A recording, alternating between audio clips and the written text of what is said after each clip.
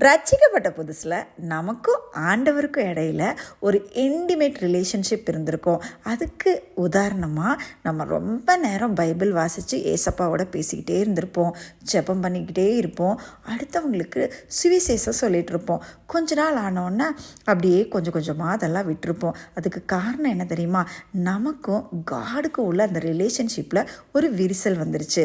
அதுக்கு 10 காரணம் இருக்குது. ஒன்றா பார்க்கலாமா? 1, சரியான ஜெப நேரம் இல்லாமல் இருக்கும். 2வது, வேத வாசிப்பின்மை. 3வது, அதிகப்படியான தூக்கம். 4வது, உலக சிநேகம். நிறைய ஃப்ரெண்ட்ஸ் இருப்பாங்க, அவங்க கூட சேட் பண்ணிக்கிட்டு இருப்போம். அடுத்து டிவி பார்க்குறது, சீரியல் பார்க்குறது. அடுத்து மொபைல் ஃபோன், அது இல்லாதவங்களே கிடையாது, அது நம்மளோட ஃபுல் நேரத்தை எடுத்துக்கும்.